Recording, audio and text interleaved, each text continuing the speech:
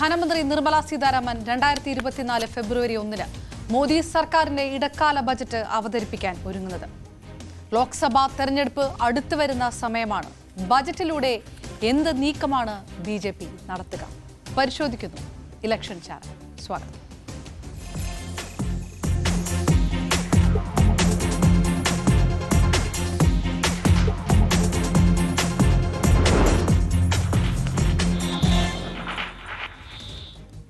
ഞെട്ടിക്കുന്ന പ്രഖ്യാപനങ്ങളൊന്നും ഉണ്ടാവുകയില്ല. ഇത്തവണ വോട്ട് ഓൺ അക്കൗണ്ട് ആയിരിക്കും, അതൊരു ഇടക്കാല ബജറ്റ് ആയിരിക്കും എന്ന് ധനമന്ത്രി നിർമ്മല സീതാരാമൻ നേരത്തെ തന്നെ പ്രഖ്യാപിച്ച് കഴിഞ്ഞിട്ടുണ്ട്. കഴിഞ്ഞ തവണത്തെ ബജറ്റ് നോക്കുമ്പോൾ അത് ഏറെ ഇടത്തരക്കാരെ സംബന്ധിച്ചിടത്തോളം ഏറെ ആശ്വാസകരമായിട്ടുള്ള ആദായ നികുതി പരിഷ്കാരമായിരുന്നു 2023 ബജറ്റിലെ പ്രധാന സവിശേഷത. PM ഗരീബ് കല്യാൺ യോജന, അന്ന യോജന ഒരു വർഷം കൂടി തുടരാനുള്ള തീരുമാനമുണ്ടായി. പട്ടികവർഗ വിഭാഗത്തിനായി 15,000 കോടി രൂപയോളം ചെലവഴിക്കാനുള്ള വലിയ തീരുമാനം അതിനകത്തുണ്ടായി. അതോടൊപ്പം തന്നെ പ്രധാനമന്ത്രി ആവാസ് യോജന ഫണ്ട് 79,000 കോടി രൂപയാക്കിയ തുടങ്ങിയ വലിയ തീരുമാനങ്ങളിലേക്ക് കടന്നു. പ്രധാനമായിട്ടും ആദായ നികുതി പരിഷ്കാരം തന്നെയായിരുന്നു 2023 ബജറ്റിന് പ്രധാന. അതൊരു ജെൻഡർ ബജറ്റ് കൂടിയായിരുന്നു. മനു ഭരതും നമുക്കൊപ്പം ചേരുകയാണ്. മനു, പ്രധാനമായിട്ടും ധനമന്ത്രി പ്രഖ്യാപിച്ചു കഴിഞ്ഞിട്ടുണ്ട്. ആ രീതിയിൽ ഞെട്ടിക്കുന്ന ഒരു പ്രഖ്യാപനങ്ങളിലേക്ക് ഉറ്റുനോക്കേണ്ട ആവശ്യമില്ല. സ്വാഭാവികമായിട്ടും ഒരു ഇന്ത്യൻ ബഡ്ജറ്റ് വരികയാണ്. സർക്കാരിനെ സംബന്ധിച്ചിടത്തോളം സുസ്ഥിരതയുള്ള ഒരു സർക്കാർ, സുസ്ഥിരതയുള്ള ഒരു ഭരണം എന്നതിൽ ഫോക്കസ് ചെയ്യുക, വളരെ നീണ്ടു നിൽക്കുന്ന ദീർഘകാല ഒരു പദ്ധതിയിലേക്കോ പ്രഖ്യാപനങ്ങളിലേക്കോ കടക്കാതിരിക്കുക എന്നുള്ളത് തന്നെയാണ്. പക്ഷേ അപ്പോഴും ലോക്സഭാ തെരഞ്ഞെടുപ്പ് അടുത്തു വരുന്നു എന്നുള്ളൊരു രാഷ്ട്രീയം അവിടെ ബാക്കി നിൽക്കുന്നുണ്ട്. സ്വാഭാവികമായിട്ടും അത് കണ്ടില്ല എന്ന് നടിക്കാതിരിക്കാൻ നിർമ്മല സീതാരാമനോ BJPക്കോ കഴിയുകയില്ല.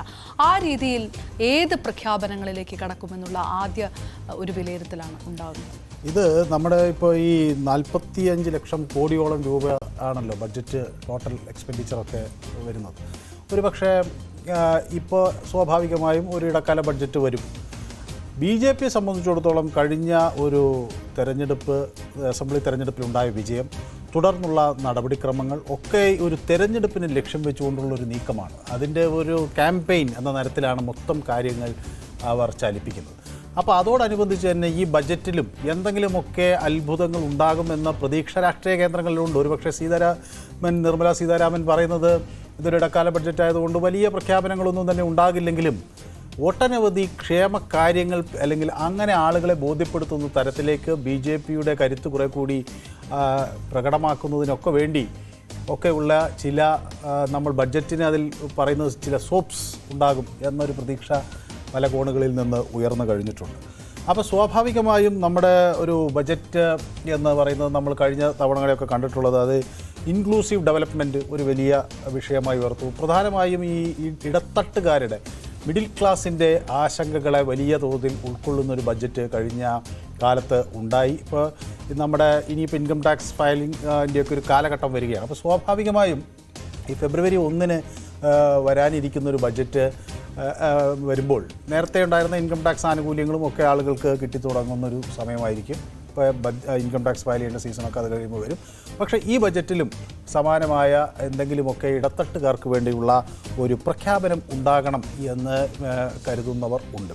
അപ്പോൾ ഇതിൽ പ്രധാനമായും BJP നമ്മളിപ്പോൾ നോക്കുകയാണെങ്കിൽ അവർ നേരത്തെ ഉള്ള തരത്തിൽ നമ്മുടെ ഇന്ത്യൻ രാഷ്ട്രീയം പലപ്പോഴും ഈ ജാതി അല്ലെങ്കിൽ പ്രാദേശിക വികാരം അങ്ങനെയൊക്കെയുള്ള കാര്യങ്ങളിലാണ് പ്രധാനമായും തെരഞ്ഞെടുപ്പ് ക്യാമ്പയിനുകൾ ഫോക്കസ് ചെയ്തിരിക്കുന്നത്. പക്ഷേ അതിൽ നിന്ന് മാറി BJP ഉപയോഗിക്കുന്ന ഒരു പുതിയ തന്ത്രം അത് യുവ, മഹിള, കിസാൻ, ഗരീബ് എന്ന തരത്തിൽ ഈ ഒരു ക്ലാസിഫിക്കേഷൻ നടത്തി അവരിലേക്ക് അവരുടെ വോട്ടുകൾ കൂടുതലും തങ്ങൾക്കൊപ്പം നിർത്തുക എന്ന ഒരു നീക്കമാണ്. അപ്പോൾ അതിനു വേണ്ടിയുള്ള ശ്രമങ്ങൾ ഈ ബജറ്റിൽ ഉണ്ടാകും എന്നാണ് പ്രധാനമായും പ്രതീക്ഷിക്കുന്നത്. ഏതായാലും അതിനുവേണ്ടിയുള്ള ചർച്ചകൾ വളരെ നേരത്തെ തന്നെ ആരംഭിക്കുകയൊക്കെ ചെയ്തിട്ടുണ്ട്. കഴിഞ്ഞിടയ്ക്ക് അത് ബജറ്റ് മീറ്റിങ്ങുകൾ കഴിഞ്ഞ ഒക്ടോബറിൽ തന്നെ വളരെ ദ്രുതഗതിയിൽ നടക്കുന്നൊരു സാഹചര്യമുണ്ടായി. അപ്പോൾ BJP ആ നിലയ്ക്ക് ഒരു ജനപ്രിയ വോട്ട് ഓൺ അക്കൗണ്ട് എന്ന തരത്തിലാണെങ്കിൽ പോലും അതിൽ ചില ജനപ്രിയ പ്രഖ്യാപനങ്ങൾ നടത്താതെ ഈ മുന്നോട്ട് പോകാൻ കഴിയില്ല എന്നൊരു സാഹചര്യത്തിലാണ്. അപ്പോഴും മനു വലിയ പ്രഖ്യാപനങ്ങളിലേക്ക് പോകാനുള്ള ഒരു സാധ്യതയുണ്ട്. നേരത്തെ പറഞ്ഞതുപോലെ യുവാക്കൾക്ക്, വനിതകൾക്ക്, പാവപ്പെട്ടവർക്ക് ഒക്കെ പ്രാതിനിധ്യം നൽകിക്കൊണ്ടുള്ള ഒരു ബഡ്ജറ്റായിരിക്കും ഇടക്കാല ബഡ്ജറ്റിലും പ്രതീക്ഷിക്കുക എന്ന് പറയുമ്പോൾ കഴിഞ്ഞ തവണ ഏറ്റവും കൂടുതൽ ശ്രദ്ധ നേടിയത് PM ഗരീബ് കല്യാൺ അന്ന യോജനയൊക്കെ ആയിരുന്നു. 2 ലക്ഷം കോടി രൂപ എന്ന് പറയുന്ന ഒരു വലിയ തുകയൊക്കെ പ്രതിവർഷം മാറ്റിവെക്കുന്ന ഒരു പദ്ധതിയൊക്കെ ആയിരുന്നു.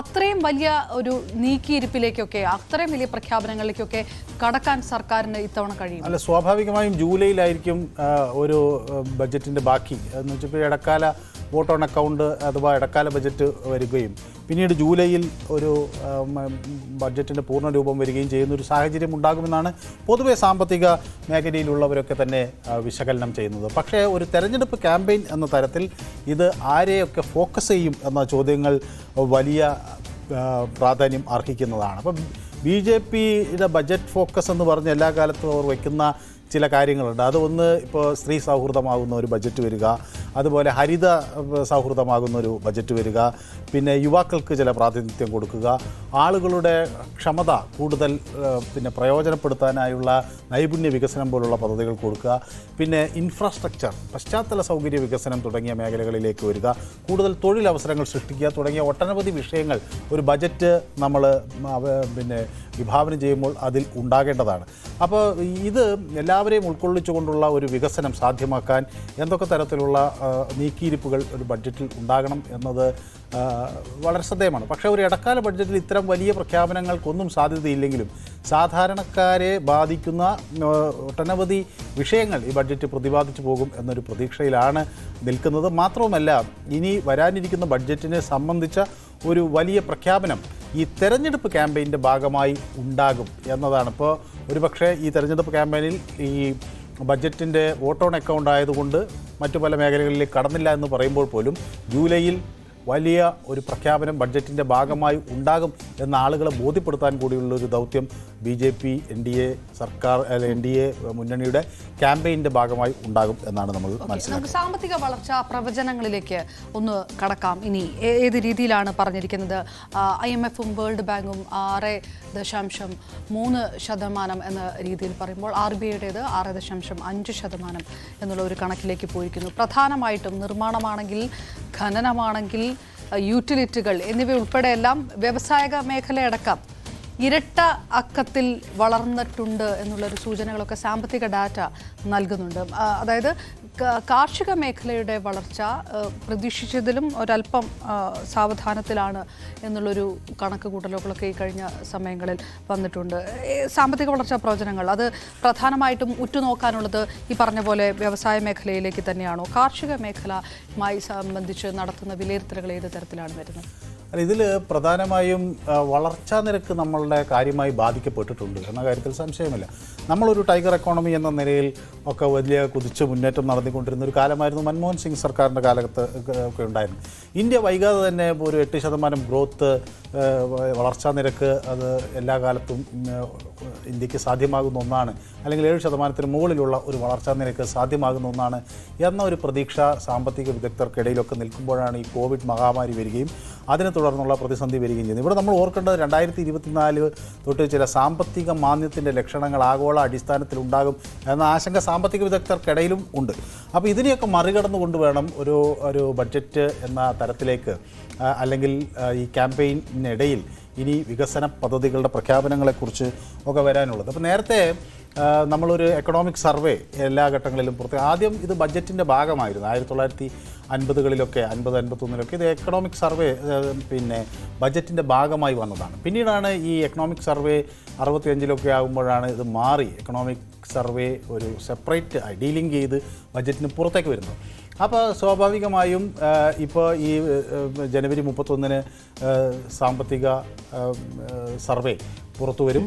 അത് കുറെ കൂടി വളർച്ചാ നിരക്കുകളെ സംബന്ധിച്ച് കൃത്യമായ ചിത്രം നൽകും എന്നാണ് സാമ്പത്തിക വിദഗ്ധർ പ്രതീക്ഷിക്കുകയും ചെയ്യുന്നത്. അപ്പോൾ അതിനോടനുബന്ധിച്ച് ഒരു പക്ഷേ അത് എക്കണോമിക് സർവേ ബഡ്ജറ്റിൽ ബൈൻഡിംഗ് അല്ല എങ്കിലും അതിനോടൊക്കെ അനുബന്ധിച്ചൊക്കെ ഉള്ള തരത്തിലുള്ള വികസന കാഴ്ചപ്പാടുകൾ ഈ ബഡ്ജറ്റിൽ ഉണ്ടാകും എന്നാണ് പ്രതീക്ഷിക്കുന്നത്. നമുക്കേതായാലും ഇടക്കാല ബഡ്ജറ്റിന്റെ സാധ്യതകളിലേക്ക് കൂടി ഒന്ന് കടക്കണം. പ്രധാനമായിട്ടും നാം ഉറ്റുനോക്കാനുള്ളത് സ്വകാര്യ നിക്ഷേപ തോത് ഏത് രീതിയിൽ അതിന് കൂടുതൽ സാധ്യതകൾ നൽകുന്ന രീതിയിലുള്ള ഒരു ബജറ്റായിരിക്കും ഉണ്ടാകുക എന്നുള്ളത്. ആഭ്യന്തര ഉൽപ്പാദനവുമായി ബന്ധപ്പെട്ട് കൂടുതൽ പദ്ധതികളിലേക്ക് കടക്കും. നീതി ആയോഗിൻ്റെ പദ്ധതികളിലേക്ക് ഉറ്റുനോക്കാനുള്ളത്. ഇന്ത്യയുടെ പ്രധാനപ്പെട്ട സാമ്പത്തിക ഉപദേഷ്ടാവ് വി അനന്ത നാഗേശ്വരൻ പറയുന്നതനുസരിച്ച് ഇനി ഇപ്പോൾ ഈ ബജറ്റുമായി ബന്ധപ്പെട്ട് ഇന്ത്യൻ സമ്പദ് വ്യവസ്ഥയിൽ കൂടുതൽ നിക്ഷേപം ഉണ്ടാകണമെങ്കിൽ, കൂടുതൽ ഉൽപ്പാദനം ഉണ്ടാകണമെങ്കിൽ സ്വകാര്യ മേഖല ഒരു തിരിച്ചുവരവ് നടത്തേണ്ടതുണ്ട് എന്നുള്ളതാണ്. അതേസമയത്ത് ആഗോള മേഖലയിലെ അനിശ്ചിതത്വം തുടരുക കൂടിയാണ്. മനോഭരത്, ഞാൻ ഈ ചോദിക്കുന്നത് ഈ സ്വകാര്യ മേഖലയിൽ അല്ലെങ്കിൽ സ്വകാര്യ നിക്ഷേപം വർദ്ധിപ്പിക്കുന്നതുമായി ബന്ധപ്പെട്ട് ഈ അനിശ്ചിതത്വം വേൾഡ് ലെവലിൽ നിൽക്കുന്ന ഒരു സാഹചര്യമുണ്ട്. പക്ഷേ ഇന്ത്യയെ സംബന്ധിച്ചിടത്തോളം ഇന്ത്യ അത് നേരിട്ട് ബാധിക്കാത്ത ഒരു സാഹചര്യമാണ് നിൽക്കുന്നത് എന്നുള്ളൊരു പ്രതീക്ഷ സർക്കാരിന് ഉണ്ടോ, അല്ലെങ്കിൽ ആ ഒരു പൾസാണോ നമുക്ക് വായിച്ചെടുക്കാൻ? അല്ല, പൊതുവേ ഇന്ത്യയുടെ സമ്പദ് വ്യവസ്ഥ ഇപ്പോഴും വലിയൊരു തോതുവരെ കൃഷി തന്നെ അടിസ്ഥാനമാക്കിയാണ് നിൽക്കുന്നത്. അതുകൊണ്ടാണ് ഈ വലിയ സാമ്പത്തിക മാന്ദ്യങ്ങളിൽ നിന്നൊക്കെ പലപ്പോഴും ചെറിയ തോതിലെങ്കിലും രക്ഷപ്പെടാൻ അല്ലെങ്കിൽ വലിയ തോതിൽ രക്ഷപ്പെടാൻ നമുക്ക് കഴിയുന്നതിൻ്റെ ഒരു കാര്യം. ഏതായാലും ഈ സേവനവും ഉത്പാദനവും എന്ന രണ്ട് സുപ്രധാന മേഖലകളിലേക്ക് കൂടുതൽ ഉണർവും ആവേശവും പരത്തുന്ന തരത്തിലേക്ക് ഒരു ബഡ്ജറ്റ് പ്ലാനിംഗ് ഉണ്ടാകണം. പക്ഷേ ഇവിടെ ഞാൻ പറഞ്ഞു വന്നത് ഈ ബഡ്ജറ്റിൻ്റെ രാഷ്ട്രീയം എന്തായിരിക്കും എന്നതിനെ സംബന്ധിച്ചാണ്. ഇപ്പോൾ 2014 ഒരു വലിയ പഠനം നടത്തിയിരുന്നു. അത് ഈ Lokniti centre for study of developing societies അവർ ചില പഠനം നടത്തി അതിൻ്റെ ഒരു ഡാറ്റ പുറത്തു വന്ന ഒരു സാഹചര്യത്തിൽ അതിൽ വ്യക്തമായി വന്നിരുന്ന ഒരു കാര്യം, BJPക്ക് കൂടുതലും സ്ത്രീ വോട്ടർമാർ BJPക്ക് വോട്ട് ചെയ്യാൻ മടിക്കുന്നു എന്ന ഒരു ചില കണക്കുകൾ പുറത്തു വന്നു. അപ്പോൾ ഈ BJP പ്രധാനമായും നമുക്കറിയാമല്ലോ RSSൻ്റെ ബാക്ക്ഗ്രൗണ്ടാണ് BJPക്കുള്ളത്. അപ്പോൾ അത് കൂടുതലും RSSൽ നമുക്കറിയാം അത് പുരുഷന്മാരാണ് കൂടുതലും അതിൽ അംഗങ്ങളായി ഉള്ളതും അതിൻ്റെ കാര്യക്രമം അല്ലെങ്കിൽ നടപടിക്രമങ്ങൾ അതിൻ്റെ പ്രവർത്തനങ്ങളിലൊക്കെ ശാഖകൾ ഒക്കെ കൂടുതലും സേവികാ സമിതി ഉണ്ടെങ്കിലും ബഹുഭൂരിപക്ഷം പുരുഷന്മാർ ആണ് ഇതിൻ്റെ ഭാഗമായി ഉള്ളത്. അപ്പോൾ സ്ത്രീകൾ വോട്ടർമാരെ കൂടുതൽ ആകർഷിക്കുക എന്നത് ഒരു വലിയ വെല്ലുവിളിയായി വരികയാണ്. അപ്പോൾ 2005 തൊട്ട് നമ്മൾ ഈ ജെൻഡർ ബഡ്ജറ്റിനെ കുറിച്ചുള്ള നീക്കങ്ങളിലേക്ക് വന്നിട്ടുണ്ട്. പക്ഷേ ഈ ബജറ്റിൽ ഈ സ്ത്രീകൾക്ക് കൂടുതൽ പ്രാധാന്യം നൽകുന്ന ഒരു രീതി പ്രധാനമന്ത്രി അതിനെ തുടർന്നായിരിക്കണം ഒരു പക്ഷേ ഈ സ്ത്രീ വോട്ടർമാരെ കൂടുതൽ ആകർഷിക്കും. കാരണം അവർ വല്ലാതെ അങ്ങോട്ട് പൊളിറ്റിസൈസ്ഡ് അല്ല, അവർ കുറേ റിഫോംസിനൊക്കെ ആഗ്രഹിക്കുന്നവരാണ്, അവർ ഒരു പക്ഷേ വികസനത്തിനൊക്കെ വോട്ട് ചെയ്യുന്നവരാണ്. അപ്പോൾ കാലാകാലങ്ങളായുള്ള ജാതി അല്ലെങ്കിൽ സാമുദായികമായ ചിന്താഗതി അതിനൊക്കെ അപ്പുറത്തേക്ക് സ്ത്രീകൾ വളരുന്നു. പലരും സ്ത്രീകൾക്കിടയിൽ വിദ്യാഭ്യാസം വലിയ തോതിൽ വർദ്ധിക്കുന്നു. അപ്പോൾ അതൊക്കെ സ്ത്രീകളെ ഇതിനൊക്കെ പുറത്തേക്ക് കടന്ന് ചിന്തിക്കാൻ പ്രാപ്തരാക്കുന്നു എന്ന ഒരു കാഴ്ചപ്പാട് പ്രധാനമന്ത്രിക്കുണ്ട്. അപ്പോൾ BJPക്കുമുണ്ട്. അപ്പോൾ അതിൻ്റെയൊക്കെ അടിസ്ഥാനത്തിലാണ് ഈ സ്ത്രീകൾക്ക് കൂടുതൽ പ്രാതിനിധ്യം നൽകുന്ന. അതപ്പോൾ നമുക്ക് ആ ബഡ്ജറ്റിൻ്റെ വിവരങ്ങളിലേക്ക് പോകാം. കഴിഞ്ഞ തവണത്തെ ബഡ്ജറ്റ് പ്രധാനമായിട്ടും സ്ത്രീ സൗഹൃദ പദ്ധതികൾ, ജെൻഡർ ബജറ്റായിരുന്നു കഴിഞ്ഞ തവണ വിഭാവനം ചെയ്തത്. സ്ത്രീ ശാക്തീകരണം എന്നത് തന്നെയായിരുന്നു അതിൻ്റെ ലക്ഷ്യം തന്നെ. പ്രധാനമായും സ്ത്രീകളെ കേന്ദ്രീകരിച്ചുകൊണ്ട് 2 പദ്ധതികൾ കഴിഞ്ഞ തവണ ഉൾപ്പെടുത്തി. മഹിളാ സമ്മാൻ സേവിംഗ് സർട്ടിഫിക്കറ്റ് പദ്ധതി, അതോടൊപ്പം തന്നെ ദീൻ ദയാൽ അന്ത്യോദയ യോജന. പ്രധാനമായിട്ടും ഗ്രാമീണ മേഖലയിലെ സ്ത്രീകളുടെ ഉപജീവന മാർഗവും അത് കാര്യക്ഷമമാക്കുക, ഫലപ്രദമാക്കുക തുടങ്ങിയവയൊക്കെയായിരുന്നു പദ്ധതിയുടെ ലക്ഷ്യവും എല്ലാം തന്നെ. അപ്പോൾ ആ രീതിയിൽ കൂടുതൽ സ്ത്രീകൾക്ക് സ്ത്രീ പദ്ധതികൾ, സ്ത്രീ സൗഹാർദ്ദ പദ്ധതികൾക്ക് ലക്ഷ്യമിട്ടുകൊണ്ടുള്ള ഉന്നമിട്ടുകൊണ്ടുള്ള പ്രഖ്യാപനങ്ങൾ ഇത്തവണ ഈ ജെൻഡർ ബജറ്റ് ഈ ഇടക്കാല ബജറ്റിലും ഉൾക്കൊള്ളിക്കാനുള്ള സാധ്യതയുണ്ട് എന്നാണോ പറഞ്ഞു വരുന്നത്? അല്ലെങ്കിലും സ്ത്രീകൾക്ക് കൂടുതൽ പ്രാതിനിധ്യം നൽകുന്ന വികസന പദ്ധതികൾ ഈ ബഡ്ജറ്റിൻ്റെ ഒരു ആമുഖം എന്ന നിലയിൽ ഉണ്ടാകും. ജൂലൈയിൽ വരുന്ന പൂർണ്ണ ബഡ്ജറ്റിൽ അതിൻ്റെ കൂടുതൽ വിപുലമായ കാര്യങ്ങൾ ഉണ്ടാകും എന്നാണ് നമുക്കൊക്കെ എല്ലാവർക്കും ലഭിക്കുന്ന സൂചനകൾ. ഇപ്പം നമുക്കറിയാം ഈ ഫിനാൻഷ്യൽ ഇയർ 2006 നമ്മുടെ ബഡ്ജറ്റിൻ്റെ ഈ സ്ത്രീ സൗഹൃദവുമായി പദ്ധതികളുമായി ബന്ധപ്പെട്ട് ഉണ്ടായ ബഡ്ജറ്റ് അലൊക്കേഷൻ എന്ന് പറയുന്നത് 14,379 കോടിയാണ്. അത് പിന്നീട് 2013-14 കാലഘട്ടമാകുമ്പോഴേക്കും നോക്കൂ അത് വലിയ തോതിൽ വർദ്ധിച്ചു. അപ്പോൾ അതിൻ്റെ സ്ത്രീ പദ്ധതികളുടെ ആവശ്യകത വർദ്ധിക്കുന്നതിൻ്റെ സൂചനകൾ നമുക്ക് കാണാൻ കഴിയും. 97,134 കോടി രൂപയിലേക്ക് അത് ഉയരുകയാണ്. എന്നാൽ നോക്കൂ അതിന് ശേഷം ഏറ്റവും ഒടുവിൽ വന്ന് 2023-24 ബഡ്ജറ്റിൻ്റെ അലൊക്കേഷൻ വരുന്നത് 2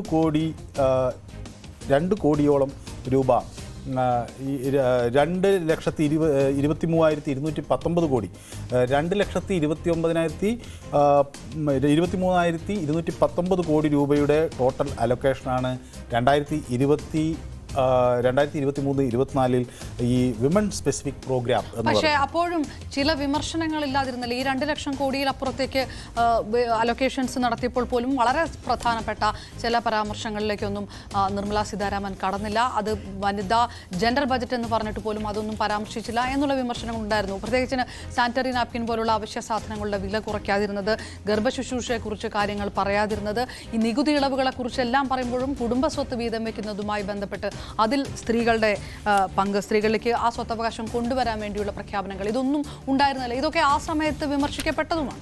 അതെ, സ്വാഭാവികമായി അന്ന് ഒട്ടനവധി മേഖലകളിൽ വിമർശനങ്ങൾ ഉണ്ടായി. അത് അന്ന് പലരും അതിന് മറുപടിയൊക്കെ പറഞ്ഞു പോയതാണ്. എങ്കിലും ആ വിമർശനങ്ങൾ വലിയ തോതിൽ ജനങ്ങൾക്കിടയിൽ നിലനിൽക്കുന്നുണ്ട്. അതിലൊന്ന് പ്രധാനപ്പെട്ടത് ഈ മൺരേഗ പദ്ധതിയുമായി ബന്ധപ്പെട്ട് ഉള്ള Mahatma Gandhi national rural employment guarantee ആക്ടിൻ്റെ ഭാഗമായുള്ള അലൊക്കേഷൻ, അതുപോലെ ഈ നാഷണൽ സോഷ്യൽ അസിസ്റ്റൻസ് പ്രോഗ്രാമുകൾക്ക് വേണ്ടിയുള്ള നീക്കിയിരിപ്പുകൾ, പിന്നെ അതുപോലെ ഈ ഭക്ഷ്യ സുരക്ഷ ആക്ടുമായി ബന്ധപ്പെട്ട് ഉള്ള ചിലവുകൾ, നാഷണൽ ഹെൽത്ത് മിഷൻ്റെ വേണ്ടി ഒക്കെ നീക്കിയിരിപ്പുകൾ, ഇതെല്ലാം വേണ്ടത്ര കാര്യക്ഷമമായില്ല. പ്രത്യേകിച്ച് ദാരിദ്ര്യ നിർമ്മാർജ്ജനത്തിന് ഒരു ഊന്നൽ ആ ബഡ്ജറ്റിൽ ഉണ്ടായില്ല എന്നൊക്കെയുള്ള വലിയ തോതിലുള്ള വിമർശനങ്ങൾ ഒരു വശത്ത് ഉണ്ടായി എന്ന കാര്യത്തിൽ തർക്കമില്ല. പക്ഷേ അതിനൊക്കെ അപ്പുറത്തേക്ക് ഒരു ബഡ്ജറ്റ് ഇൻസ്പയറിംഗ് ബഡ്ജറ്റായിരുന്നു, അല്ലെങ്കിൽ ആളുകൾക്ക് ഒരു ആവേശം നൽകാൻ കഴിയുന്നൊരു ബഡ്ജറ്റായിരുന്നു എന്നൊരു നീക്കം BJP മുന്നോട്ട് വെച്ചു. ഒപ്പം ഈ ഇൻകം ടാക്സ് നയങ്ങൾ, അത് ഈ ഇടത്തരക്കാരെ സംബന്ധിച്ചിടത്തോളം അവരുടെ ദീർഘകാലമായ പല ആവശ്യങ്ങളും അതിൽ ഉൾക്കൊണ്ടു. ഒരുപക്ഷെ ഇനി ഇപ്പോൾ ഈ ക്ഷേമ പദ്ധതികളുടെ ഒരു അങ്ങേയറ്റത്ത് എത്തിക്കഴിഞ്ഞു എന്നൊരു നിലപാട് BJP ഉണ്ട്. കാരണം BJPയുടെ ഈ ഒരു സാമ്പത്തിക നയം എന്ന് പറയുന്നത് ഇങ്ങനെ ഫ്രീബീസ് കൊടുത്തുകൊണ്ട്, സൗജന്യമായ കാര്യങ്ങൾ കൊടുത്തുകൊണ്ട് ആളുകളെ ആകർഷിക്കുക എന്ന രീതിക്ക് അപ്പുറത്തേക്ക് ആളുകളെ കുറെ കൂടി സ്വയം പര്യാപ്തരാക്കാനുള്ള ലോണുകൾ, അങ്ങനെയുള്ള പദ്ധതികൾക്ക് മുൻതൂക്കം കൊടുക്കണമെന്നൊരു ആശയമാണ് അവർ മുന്നോട്ട് വയ്ക്കുന്നത്. അപ്പോൾ ഇത് എങ്ങനെ ജനങ്ങൾ ഉൾക്കൊള്ളും എന്ന ഒരു വലിയ ചോദ്യം ആളുകൾക്ക് മുന്നിൽ ഉണ്ട്. ഏതായാലും ഇപ്പോൾ ഈ സ്ത്രീകളുമായി ബന്ധപ്പെട്ട പദ്ധതി, ഇപ്പോൾ ലാഡ്ലി ബഹൻ പദ്ധതി, ബേട്ടി ബച്ചാവോ ബേട്ടി പഠാവോ പദ്ധതി, എനിക്ക് തോന്നുന്നു അതിലേക്ക് നമുക്ക് വിശദീകരിച്ച് കിടക്കാം. പ്രധാന പ്രചാരണ പരിപാടികളിലേക്ക് പോയതിനു ശേഷം നമുക്ക് കുറച്ചുകൂടെ സുവ്യക്തമായിട്ട് അതിലേക്ക് കടക്കാം. പ്രധാന പ്രചാരണ പരിപാടികൾ ഏതൊക്കെയാണെന്ന് നമുക്ക് നോക്കാം. വികസിത് ഭാരത് സങ്കല്പ യാത്ര നവംബർ 15 തുടങ്ങിയതാണ്. കേന്ദ്ര സർക്കാരിൻ്റെ വികസന പദ്ധതികൾ, ജനക്ഷേമ പദ്ധതികൾ, അത് സമൂഹത്തിൻ്റെ എല്ലാ തലങ്ങളിലും എത്തിക്കുക എന്ന ലക്ഷ്യത്തോടെ ആവിഷ്കരിച്ചു നടക്കുന്ന ഒന്നുകൂടിയാണ് വികസിത് ഭാരത് സങ്കല്പ യാത്ര. കേരളം അടക്കമുള്ള സംസ്ഥാനങ്ങളിലൂടെ യാത്രയ്ക്ക് തുടക്കം കുറിക്കുകയും ചെയ്തിരിക്കുന്നു. ഇനി നമുക്ക് BJP ഈ വികസിത ഭാരത് സങ്കല്പ യാത്ര എന്ന് പറയുന്നത് നമുക്കറിയാം, അത് ബേസിക്കലി ഇപ്പം മൻമോഹൻ സിംഗ് സർക്കാരിൻ്റെ കാലത്ത് അവർക്ക് പറ്റിയൊരു വലിയ പിഴവായിരുന്നു. സർക്കാർ വലിയ പദ്ധതികളൊക്കെ കൊണ്ടുവരികയും ജനക്ഷേമ പദ്ധതികളൊക്കെ കൊണ്ടുവരികയും ഒക്കെ ചെയ്യുകയൊക്കെ ചെയ്തു. പക്ഷേ അതിൻ്റെ അനന്തര ഫലമായി ഉണ്ടായത് ഇതൊക്കെ നടപ്പിലാക്കിയത് ഈ സർക്കാരാണെന്ന് താഴെത്തട്ടിലുള്ള ഗ്രാമീണ ജനത അറിഞ്ഞില്ല. ആ പ്രശ്നം പരിഹരിക്കാനുള്ള നീക്കം ഈ സർക്കാർ ആദ്യഘട്ടത്തിലെ തന്നെ നടപ്പിലാക്കുന്നുണ്ട്. അതിൻ്റെ ഭാഗമായി കൂടിയാണ് ഈ സർക്കാരിൻ്റെ പദ്ധതികളെ ആളുകൾക്ക് വിശദീകരിച്ച് കൊടുക്കുന്നതിനായാണ് ഈ വികസിത് ഭാരത് സങ്കല്പ് യാത്ര എന്ന തരത്തിൽ ഉള്ളൊരു ക്യാമ്പയിൻ പദ്ധതി തയ്യാറാക്കുന്നത്. അപ്പോൾ ഇതിൻ്റെ ഭാഗമായി ചില ഇൻഫർമേഷൻ, എഡ്യൂക്കേഷൻ, കമ്മ്യൂണിക്കേഷൻ എന്ന് പറയുന്ന IEC വാനുകൾ, ഇത് വലിയ തോതിൽ ഒരു ഡിജിറ്റൽ വിവരങ്ങളുമായി ആളുകൾക്ക് മുന്നിലെത്തുന്നു. ആളുകളെ ഈ ഓഡിയോ വിഷ്വൽ മെറ്റീരിയൽ ഒക്കെ ആളുകൾക്ക് നൽകിക്കൊണ്ട്, അത് ഇന്ത്യയുടെ ഈ സിനിമകളെയും ഒക്കെ ഉപയോഗിച്ചുകൊണ്ട് ഈ കാര്യങ്ങൾ ആളുകളിലേക്ക് എത്തിക്കുക. മേരി കഹാനി മേരി ജുബാനി എന്ന് പറയുന്ന ഒരു പ്രോഗ്രാമുണ്ട്. അത് പ്രധാനമായും ഈ ആളുകൾ, ഇതിൻ്റെ ഗുണഭോക്താക്കളായിട്ടുള്ള ആളുകളുടെ ജീവിത കഥകൾ, അതൊക്കെ വെച്ച് ഗ്രാമങ്ങളിലേക്ക് പോകുക എന്നുള്ളത്. അപ്പോൾ ഈ ജനുവരി 26 വരെയുള്ള നീണ്ടു നിൽക്കുന്നൊരു ക്യാമ്പയിൻ സർക്കാരിൻ്റെ വികസന പദ്ധതികളെ ജനങ്ങളിലേക്ക് എത്തിക്കുക എന്ന ലക്ഷ്യം വെച്ചുകൊണ്ടുള്ള ഒരു ക്യാമ്പയിൻ പദ്ധതിയാണ്. ഇതാണ് BJP ഉപയോഗിക്കുന്ന ഒരു രാഷ്ട്രതന്ത്രം. ഇപ്പോൾ അതേസമയം പ്രതിപക്ഷം ആളുകളെ സംഘടിപ്പിച്ചുകൊണ്ട്, അല്ലെങ്കിൽ ഇപ്പോൾ 28 പാർട്ടികളെ സംഘടിപ്പിച്ചുകൊണ്ടുള്ള ഒരു പ്രക്ഷോഭ പരിപാടിയും അതുവഴി ഒരു മറ്റൊരു ഇലക്ഷൻ ക്യാമ്പയിൻ അപ്പുറത്ത് നടത്തുമ്പോൾ അതിനെ പ്രതിരോധിക്കുക എന്ന നീക്കവുമായാണ് മാറ്റുക എന്നതിൻ്റെ ഭാഗമായാണിത്.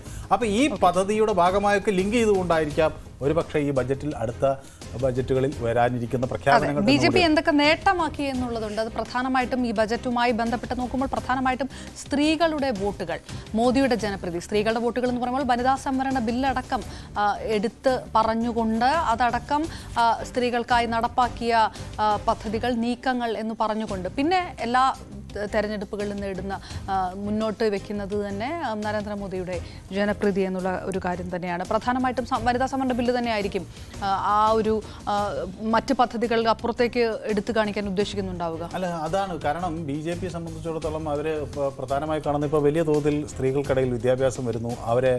അവർ കുറേ കൂടി അവരുടെ ആവശ്യങ്ങൾ വലുതാണ്. കാരണം ഒരു സാധാരണ ആളുകളിൽ നിന്നും ഇപ്പോൾ യാത്രാ സൗകര്യം ഏറ്റവും കൂടുതൽ വർദ്ധിക്കണമെന്ന ആവശ്യം മുന്നോട്ട് വയ്ക്കുന്നത് സ്ത്രീകളാണ്. കാരണം അവർക്ക് യാത്രാ സൗകര്യം വളരെ അടിയന്തരമായി ആവശ്യമായി വന്നിരിക്കുന്നു. പുരുഷന്മാരെ പോലെ അങ്ങനെ തൂങ്ങിപ്പിടിച്ചോ ഒക്കെ പോകാനൊക്കെ അവർ അത്ര ആഗ്രഹിക്കുന്നില്ല. അവർ കുറേ കൂടി സുഖപ്രദമായി യാത്രാ സൗകര്യം ആഗ്രഹിക്കുന്നു. പിന്നെ അതുപോലെ പശ്ചാത്തല സൗകര്യ വികസനം, അവർക്ക് നല്ല സാഹചര്യങ്ങൾ ഉണ്ടാകണം യാത്ര ചെയ്യുന്നതിന്, നല്ല വഴികൾ അല്ലെങ്കിൽ നല്ല വിശ്രമ കേന്ദ്രങ്ങൾ. ഇതൊക്കെ സ്ത്രീകൾ പൊതുരംഗത്തേക്ക് ഇറങ്ങി വരുന്നതോടുകൂടി ഇതൊരു ആവശ്യമായി സർക്കാരിന് മുന്നിലേക്ക് വരികയാണ്. അപ്പോൾ അതിനൊക്കെ വരുമ്പോൾ ഈ വികസനം അല്ലെങ്കിൽ ഇത്തരം എന്താ പറയുക, ഈ സൗജന്യ കിറ്റുകൾ എന്നതിനപ്പുറത്തേക്ക് വികസനവും പശ്ചാത്തല സൗകര്യ വർധനവും ഒക്കെ ഒരു ഗുണകരമായ ഒരു നീക്കമായി വരും എന്നാണ് BJP ഒരു കണക്കുകൂട്ടൽ. അതിൻ്റെ ഭാഗമായാണ് ഈ സ്ത്രീകളെ കൂടുതൽ ഉൾക്കൊള്ളിക്കുന്ന ഒരു ബജറ്റ് എന്ന നിലയിൽ കാര്യങ്ങൾ. നമുക്ക് ആ പദ്ധതികളിലേക്ക് തന്നെ വിപുലമായിട്ട് കടക്കേണ്ടതായിരിക്കുന്നു. സ്ത്രീകൾക്കായുള്ള പ്രധാന പദ്ധതികൾ, സർക്കാർ കൊണ്ടുവന്ന പ്രധാന പദ്ധതികൾ ഏതാണെന്ന് നോക്കണം. പ്രധാനമന്ത്രി മാതൃവന്ദന യോജന 2017 ജനുവരി 1 നടപ്പാക്കിയത്. അതായത് ഗർഭിണികൾക്ക് മുലയൂട്ടുന്ന അമ്മമാർക്കൊക്കെ 5000 രൂപ വീതം ക്യാഷ് ഇൻസെൻറ്റീവ് ബാങ്ക് വഴി, പോസ്റ്റ് ഓഫീസ് അക്കൗണ്ട് വഴിയൊക്കെ കൊടുക്കുന്ന ഒരു പദ്ധതിയാണ് പ്രധാനമന്ത്രി മാതൃവന്ദന യോജന. പിന്നീട് ഉള്ളത് വളരെ പ്രധാനമായിട്ടുള്ളത് വനിതാ സംവരണ ബില്ല് തന്നെ, നാരി ശക്തി വന്ദൻ അധിനിയം എന്ന് പേരിട്ട് വിളിച്ചിരിക്കുന്നത്. 2023 സെപ്റ്റംബർ 19 വലിയ വാർത്താ പ്രാധാന്യത്തോടെ നടപ്പാക്കിയത്. ഏറ്റവും തുടക്കം മുതലേ ഉള്ളത് 2015 ജനുവരി 22 ബേട്ടി ബച്ചാവോ ബേട്ടി പഠാവോ പ്രധാനമായിട്ടും ഉള്ളത്. പെൺകുട്ടികളുടെ താല്പര്യം സംരക്ഷിക്കുക, അവരുടെ വിദ്യാഭ്യാസം ഉറപ്പാക്കുക മുതലായിട്ടുള്ള. ഈ ഉത്തരേന്ത്യയിൽ ഈ ഭ്രൂണഹത്യ വലിയ തോതിൽ ഉണ്ടായിരുന്നു. കാരണം പെൺകുട്ടികൾ കുടുംബത്തിനൊരു ഭാരമാണ് എന്ന ഭീതി പല ആളുകൾക്കും ഇടയിലൊക്കെ അന്ന് പരന്നത് സമൂഹത്തിൽ വലിയ ആശങ്കയ്ക്കാണ് വഴിവെച്ചത്.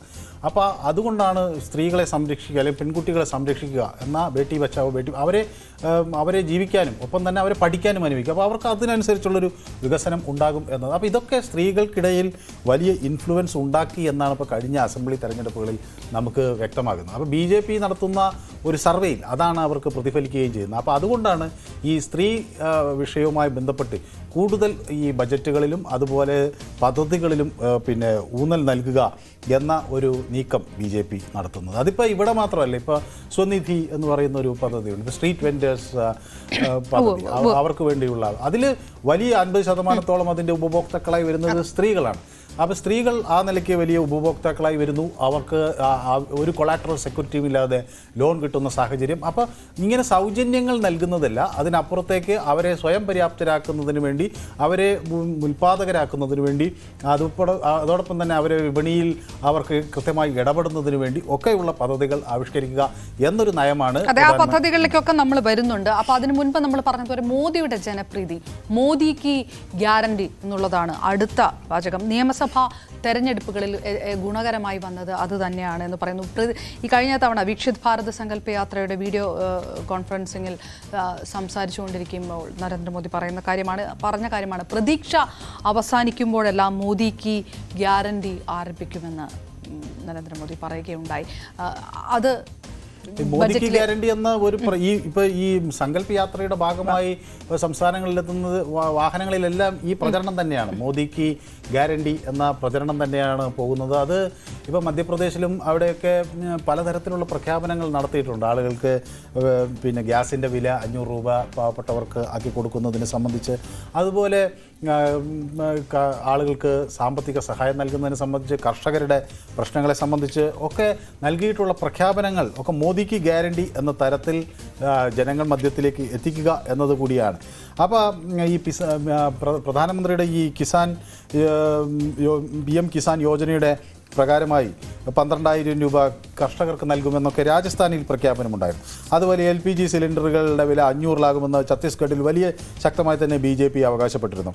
അപ്പോൾ അതൊക്കെ ഈ മുഖ്യമന്ത്രിയുടെ ലാഡ്ലി ബഹന യോജന പിന്നെ മധ്യപ്രദേശിൽ വലിയ ഒരു തരംഗമുണ്ടാക്കി. അപ്പോൾ ഇതൊക്കെ സ്ത്രീ കേന്ദ്രീകൃതമായിട്ടുള്ള പദ്ധതികൾക്ക് കൂടുതൽ ആക്കം നൽകും. ഇനി പ്രചരണ തന്ത്രങ്ങളിലും വരാനിരിക്കുന്ന 2024 പ്രചരണ തന്ത്രങ്ങളിലും അത് ഉണ്ടാകും എന്നതാണ് BJP പ്രധാനമായും ഉൾക്കാഴ്ച ചെയ്യുന്നത് എന്നാണ് ഇപ്പോഴത്തെ ഇതിൽ നിന്നുള്ള സൂചനകളായി നമുക്ക്. ഓക്കെ, നമ്മൾ നേരത്തെ പറഞ്ഞ പോലെ ജനക്ഷേമ പദ്ധതികൾ നേരത്തെ മനുഭരത് വ്യക്തമാക്കിയതാണ്. PM സ്വനിധി പദ്ധതി സ്ട്രീറ്റ് വെൻഡേഴ്സിന് വേണ്ടിയിട്ട് ഈ ജൂൺ 1 തീയതി 2020 അത് നടപ്പാക്കിയത്. പ്രത്യേകിച്ച് ഈ കോവിഡിന്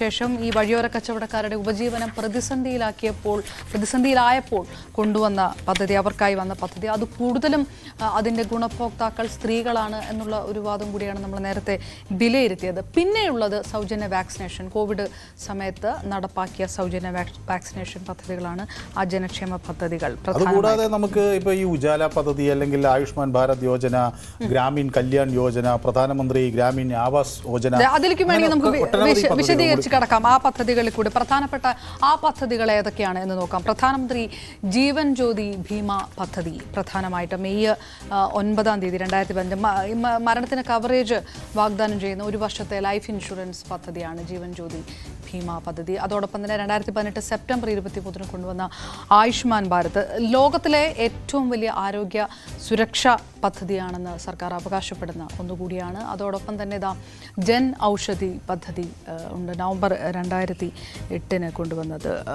അത് എല്ലാവർക്കും താങ്ങാവുന്ന വിലയ്ക്ക് ജനറിക് മരുന്നുകൾ വാങ്ങിക്കാനുള്ള പദ്ധതി. ഉജാല പദ്ധതി അതൊരു വെളിച്ച വിപ്ലവം എന്നൊക്കെ പറയുന്ന പോലെ കുറഞ്ഞ ചെലവിൽ തിളങ്ങുന്ന ഇന്ത്യ, അതൊക്കെയായിരുന്നു അതിൻ്റെ ക്യാപ്ഷൻ. എല്ലാ പൗരന്മാർക്കും മിതമായ നിരക്കിൽ ഊർജ്ജം കൊണ്ടുവരിക, LED വിളക്കുകൾ നൽകുക തുടങ്ങിയ അങ്ങനെ വളരെ ശ്രദ്ധേയമായിട്ടുള്ള പദ്ധതികളെല്ലാം അല്ലേ. അതിൻ്റെ ഒരു തുടർ ചലനങ്ങൾ ഈ ബജറ്റിനകത്ത് പ്രതിഫലിച്ചേക്കും എന്നുകൂടിയാണ് പറയുന്നത്. അതിന് മുന്നേ തന്നെ ഇനിയിപ്പോൾ ഈ അടൽ ബിഹാരി വാജ്പേയിയുടെ ജന്മദിനം എന്ന തരത്തിൽ ഡിസംബർ 25 വരികയാണല്ലോ. അപ്പോൾ സ്വാഭാവികമായി അതോടനുബന്ധിച്ച് പല തുടക്കങ്ങളും BJP ഈ ക്യാമ്പയിനിങ്ങിന് വേണ്ടി ആസൂത്രണം ചെയ്യുന്നുണ്ട്. മാത്രമല്ല ഇപ്പോൾ പ്രതിപക്ഷം പഴയ പോലെയല്ല, കുറേ കൂടി കരുത്ത് ആർജിച്ചിരിക്കുന്നു. അവർ ഇപ്പോൾ വലിയ തോതിൽ പ്രക്ഷോഭങ്ങളിലേക്ക് നീങ്ങുന്നു. BJPയെ ഏകാധിപത്യം എന്ന നിലയിലുള്ളൊരു വിമർശനം അവർ കൊണ്ടുവരുന്നു. പാർലമെൻറ്റിൽ ജനാധിപത്യം നടത്തുന്നില്ല എന്നൊരു ജനാധിപത്യ രീതിയില്ല എന്ന വിമർശനം കൊണ്ടുവരുന്നു. അങ്ങനെ BJP ഇതിനെല്ലാം അട്ടിമറിക്കുന്നു. നിലവിലുണ്ടായിരുന്ന ഭരണ സംവിധാനങ്ങൾ, ഭരണഘടന ഉൾപ്പെടെയുള്ള മുന്നോട്ട് വയ്ക്കുന്ന ആശയങ്ങളെ അട്ടിമറിക്കുന്നു എന്നൊക്കെയുള്ള വലിയ ആക്ഷേപം പ്രതിപക്ഷം പ്രചാരണ ആയുധമാക്കും എന്ന് മുന്നിൽ കണ്ടുകൊണ്ടാണ് അതിനൊക്കെ മുന്നേ തന്നെ ഈ നീക്കം നടത്തുക എന്ന് BJP ലക്ഷ്യം വയ്ക്കുന്നു. അപ്പോൾ ഇനിയിപ്പം നമുക്ക് കാണാൻ കഴിയാവുന്നത് ഇന്ത്യ മുന്നണിയുടെയും വലിയ മുന്നേറ്റങ്ങൾ അല്ലെങ്കിൽ അവരുടെയും പ്രതിഷേധ പരിപാടികളും. അതുപോലെ ഇപ്പോൾ ഇന്ത്യ മുന്നണി കഴിഞ്ഞ ദിവസം യോഗം ചേർന്ന് തീരുമാനിച്ചത് ഓരോ 10 ദിവസവും എന്തെങ്കിലുമൊക്കെ പദ്ധതികൾ ഉണ്ടാകണം എന്നതാണ്. ഇപ്പോൾ മല്ലികാർജ്ജുൻ ഖർഗെ പ്രധാനമന്ത്രിയാകണം എന്ന മമതാ ബാനർജി ഒരു പ്രധാനമന്ത്രിയാകണം എന്ന ആവശ്യം മുന്നോട്ട് വയ്ക്കുന്നു. അപ്പോൾ ഉത്തരേന്ത്യയിലൊക്കെ ഒരു നേതാവില്ല എന്ന ഒരു BJP വാദത്തെ മറികടക്കാൻ അവർ അത് ഉപയോഗിക്കുന്നു. അതേസമയം അതിനകത്തുള്ള ആശയക്കുഴപ്പങ്ങൾ പരിഹരിക്കാനായി സമിതികൾ രൂപീകരിക്കുന്നു. അത് മല്ലികാർജ്ജുൻ ഖാർഗെയുടെ നേതൃത്വത്തിൽ സീറ്റ് ഷെയറിങ്ങിലേക്കൊക്കെ വരുന്നു. അപ്പോൾ അങ്ങനെ ഈ തെരഞ്ഞെടുപ്പ് അത്ര സർവേ ഫലങ്ങളെല്ലാം തന്നെ BJPക്ക് അനുകൂലമായി നിൽക്കുന്നൊരു ഘട്ടമാണ്. പക്ഷേ അതിനപ്പുറത്തേക്ക് ഈ 2024 സമ്മർ അല്ലെങ്കിൽ ഈ വേനൽക്കാലമാകുമ്പോഴേക്ക് തിരഞ്ഞെടുപ്പ് എത്തുമ്പോൾ സാഹചര്യം എങ്ങനെ മറിയുമെന്നത് ഒരുപക്ഷെ നമുക്ക് നേരത്തെ കൂട്ടി പറയാൻ കഴിയില്ല. അപ്പോൾ അതിലേക്കൊക്കെ എത്താൻ വരുമ്പോൾ എങ്ങനെ ഇതും അനുകൂലമാക്കണം എന്നതിന് വേണ്ടിയൊക്കെയുള്ള നീക്കങ്ങളാണ് പ്രധാനമായും ഇപ്പോൾ നടക്കുന്നത്. നമുക്ക് തിരികെ എത്താം ഏതായാലും ഇലക്ഷൻ ചാനൽ ഇടവേളയ്ക്ക് ശേഷം.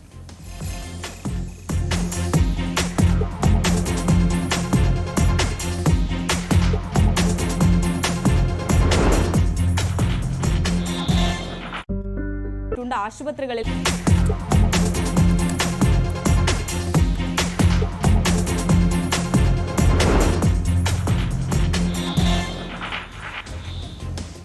പട്ടികജാതി പിന്നോക്ക വിഭാഗങ്ങൾക്കായിട്ട് കൂടുതൽ പദ്ധതികൾ ഉറപ്പാക്കുക, കൂടുതൽ പ്രഖ്യാപനങ്ങൾ കൊണ്ടുവരിക. കഴിഞ്ഞ തവണത്തെ ബജറ്റിൽ അത് വ്യക്തമായിരുന്നു. ആ രീതിയിലുള്ള പ്രഖ്യാപനങ്ങൾ ഇത്തവണയും ഉണ്ടാകും എന്നുള്ള കാര്യത്തിൽ സംശയമില്ല. അത് വലിയ ഒരു രീതിയിലേക്കുള്ള വളരെ വിപുലമായിട്ടുള്ള ഒരു പ്രഖ്യാപനങ്ങളിലേക്ക് കടന്നില്ലെങ്കിൽ പോലും ഊന്നൽ കൊടുക്കുന്നുണ്ട് പട്ടികജാതി വിഭാഗങ്ങളിൽ. ഒരു ദളിത് വിഭാഗങ്ങളുമായി ബന്ധപ്പെട്ട് ഒരു ഫോക്കസ് കൊടുക്കുന്നുണ്ട് എന്ന് വ്യക്തമാക്കാൻ BJP ആഗ്രഹിക്കുകയും ചെയ്യും.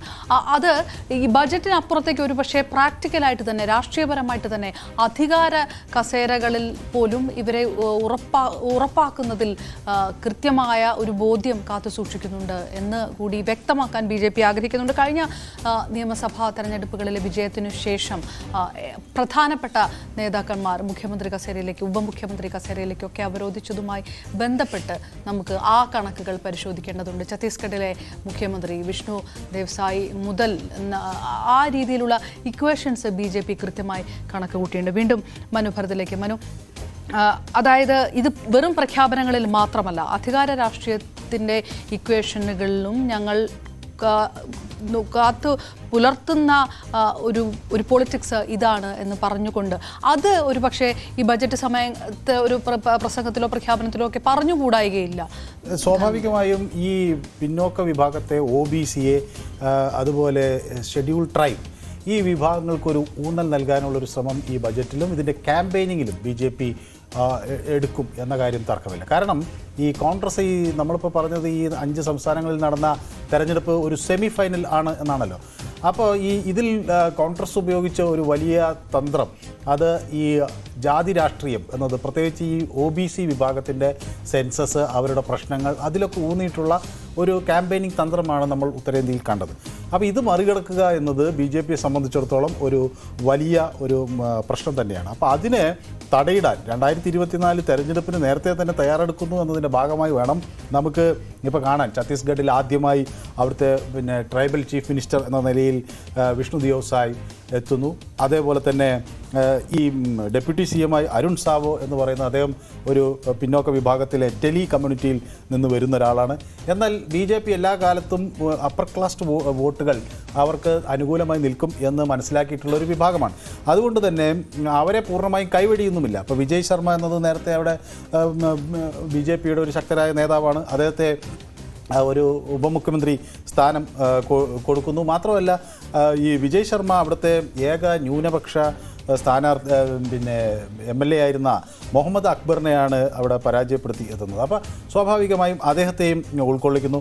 അതേസമയം മധ്യപ്രദേശിലേക്ക് വരുമ്പോൾ നമുക്ക് കാണാൻ കഴിയുന്ന മോഹൻ യാദവ്, അദ്ദേഹം ഒരു OBC വിഭാഗത്തിൽപ്പെടുന്ന അല്ലെങ്കിൽ യാദവ കാസ്റ്റിൽ വരുന്ന ഒരു രാഷ്ട്രീയ നേതാവാണ്.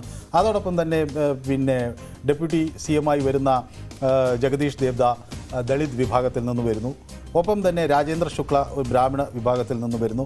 രാജസ്ഥാനിലും സമാനമായ ഒരു സാമൂഹിക ഒരു നീതി പാലിക്കുന്നതിൽ ഈ ആളുകളെ തിരഞ്ഞെടുക്കുമ്പോൾ ഉണ്ടാകുന്നു. അവിടെ മുഖ്യമന്ത്രി ബ്രാഹ്മണനാകുമ്പോൾ അതേസമയം ഉപമുഖ്യമന്ത്രിയായി പ്രേംചന്ദ് ഭൈരവ എന്ന ഒരു ദളിത് നേതാവിനെ മുന്നോട്ട് കൊണ്ടുവരുന്നു. പിന്നെ രാജസ്ഥാൻ്റെ ഒരു സ്വഭാവം നമുക്കറിയാം, അവിടെ ഈ ക്ഷത്രിയ വിഭാഗത്തിന് വലിയ കരുത്തുണ്ട്. അതിൻ്റെ ഭാഗമായി ഈ രാജ്പുത് കമ്മ്യൂണിറ്റിയിൽ നിന്ന് ദിയ കുമാരിയെയും അവിടെ കൊണ്ടുവരും ഉപമുഖ്യമന്ത്രിയെ. അപ്പോൾ ഇതൊക്കെ എല്ലാ സമുദായങ്ങൾക്കും തങ്ങൾ ഒരേ പങ്കാണ് നൽകുന്നത് എന്നതുകൊണ്ട് അപ്പോൾ കാലാകാലങ്ങളായി BJP നേരിട്ടിരുന്ന ഒരു വലിയ വിമർശനം അത് ഉയർന്ന സമുദായക്കാരുടെ മാത്രം പാർട്ടിയാണ് എന്നതാണ്. അപ്പോൾ അത് ഈ തെരഞ്ഞെടുപ്പിൽ തങ്ങളെ പ്രതികൂലമായി ബാധിക്കും എന്ന ഒരു വിഷയം BJPക്ക് മുന്നിൽ ഉണ്ട്. അപ്പോൾ ആ സാഹചര്യം കൂടി കണക്കിലെടുത്താണ് ഇത്തരം ഒരു നീക്കം നടത്തുന്നത്. പിന്നെ വരുന്നത് ഒരു വിഭാഗം മൈനോറിറ്റീസാണ്. നമുക്ക് ഇപ്പോൾ ഇന്ത്യയിൽ ഏതാണ്ട് 19 ലക്ഷത്തോളം 19 കോടിയോളം ന്യൂനപക്ഷ വിഭാഗത്തിൽപ്പെട്ട ആളുകൾ ഉണ്ട് എന്നാണ് പൊതുവെയുള്ള ഒരു കണക്കുകൂട്ടൽ. ഏതായാലും ആ വിഭാഗത്തിൻ്റെ ഇടയിൽ നിന്ന് BJPക്ക് കിട്ടുന്നത് ആകെ 9% വോട്ട് മാത്രമാണ്. അത് വർദ്ധിപ്പിക്കാനുള്ളൊരു സ്ട്രാറ്റജി വേണം എന്ന ആവശ്യം BJP നേതൃത്വത്തിനിടയിൽ ചർച്ചകളിലൊക്കെ പലപ്പോഴും ഉയർന്നു വരുന്നതായി വിവരങ്ങൾ പുറത്തു വരികയാണ്. അത് ചുരുങ്ങിയത് ഒരു 15 മുതൽ 17% വരെ ന്യൂനപക്ഷത്തിൻ്റെ കൂടെ പിന്തുണ ഉറപ്പാക്കാൻ എങ്ങനെയെങ്കിലും കഴിയും എന്ന് ഒരു പ്രതീക്ഷ BJPക്കുണ്ട്. വരാനിരിക്കുന്ന തെരഞ്ഞെടുപ്പിൽ അതുകൊണ്ട് ന്യൂനപക്ഷങ്ങളെ കൂടി വിശ്വാസത്തിലെടുക്കാനുള്ള ചില പ്രഖ്യാപനങ്ങൾ ഉണ്ടായേക്കും.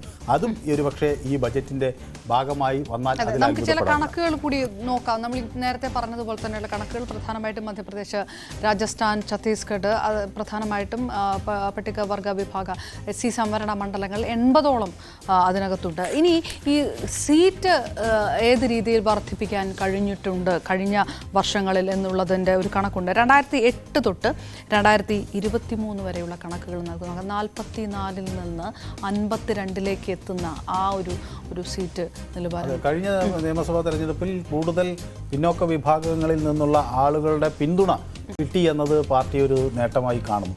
അപ്പോൾ സ്വാഭാവികമായും അത്തരം ആ വിഭാഗത്തിൽ നിന്നുള്ള ആളുകളെ കൂടുതൽ ഉൾക്കൊള്ളിക്കുക, അല്ലെങ്കിൽ അവർക്കുള്ള പ്രഖ്യാപനങ്ങൾ നടത്തുക, ക്യാമ്പയിനിങ്ങിൽ അവരെ കൂടി ഉൾപ്പെടുത്തുന്ന തരത്തിലേക്ക് ഈ ക്യാമ്പയിനിങ് രൂപകൽപ്പന ചെയ്യുക എന്നത് BJP വരും ദിവസങ്ങളിൽ പുറത്തെടുക്കും. നമുക്ക് പ്രത്യേകിച്ച് ഈ SC വിഭാഗത്തിൽ നിന്നുള്ള ആൾ, കാരണം ഈ OBC രാഷ്ട്രീയം തുടരെ പറയുമ്പോഴൊക്കെ തന്നെ BJP അതിനൊരു മറുപടിയായി പറയുന്നത്, നേരത്തെ ഈ കോൺഗ്രസ് ഗവൺമെൻറ് കാക്ക കലേക്കർ കമ്മീഷൻ്റെ ഒരു റിപ്പോർട്ടുണ്ടായിരുന്നു 1950-ൽ പുറത്തിറങ്ങിയ. അത് ഫസ്റ്റ് OBC കമ്മീഷനായിരുന്നു. ആ റിപ്പോർട്ട് നടപ്പാക്കുന്നതിൽ കോൺഗ്രസ് വിജയിച്ചില്ല. മാത്രമല്ല അത് അന്നത്തെ സാഹചര്യങ്ങളെ ഭയന്ന് മാറ്റിവെച്ചു എന്ന ആരോപണം അവർ ഉന്നയിക്കുന്നു. ഒപ്പം തന്നെ മണ്ഡൽ കമ്മീഷൻ റിപ്പോർട്ട് കുറേ കാലം പുറകിലിടുകയും അത് നടപ്പിലാക്കാനൊന്നും ശ്രമിക്കാതിരിക്കുകയോ ഒക്കെ ചെയ്തു. അപ്പോൾ അങ്ങനെയുള്ളൊരു കോൺഗ്രസ്സിന് ഇത് OBCകളുടെയോ പിന്നോക്ക വിഭാഗക്കാരുടെയോ കാര്യങ്ങൾ പറയാൻ അധികാരമില്ല എന്ന ഒരു പ്രചരണം അവർ ആരംഭിച്ചിട്ടുണ്ട്. അപ്പോൾ ഇതൊക്കെ കോൺഗ്രസ് വരും ദിവസങ്ങളിൽ എങ്ങനെ അതിനെയൊക്കെ പ്രതിരോധിക്കുമെന്നത് വലിയ ചോദ്യമായി ഉയരുകയും ചെയ്യും.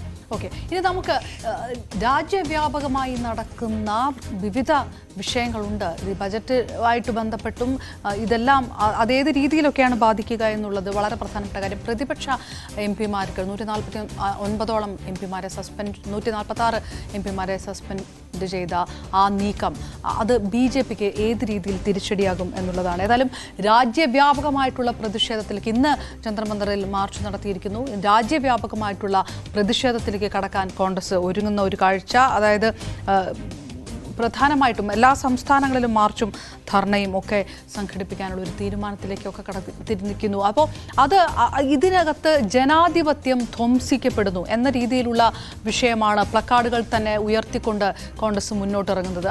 അതൊരു വിഷയമായിട്ട് അത് സ്വാഭാവികമായും അത് സാധാരണഗതിയിൽ പാർലമെൻറ്റിനകത്ത് ഇങ്ങനെ ബഹളം വയ്ക്കാൻ ആളുകൾക്ക് പറ്റില്ല. അങ്ങനെ ആ സ്പീക്കർ അതിന് നടപടിയെടുക്കേണ്ടതുണ്ട്, അതിനനുസരിച്ചുള്ള നിയമങ്ങളുമുണ്ട്. പക്ഷേ അതിനൊക്കെ പുറത്തേക്ക് ഇത് ഇന്ത്യ മുന്നണിയെ ഐക്യപ്പെടുത്തുന്നതിനുള്ള ഒരു സമര പരിപാടി.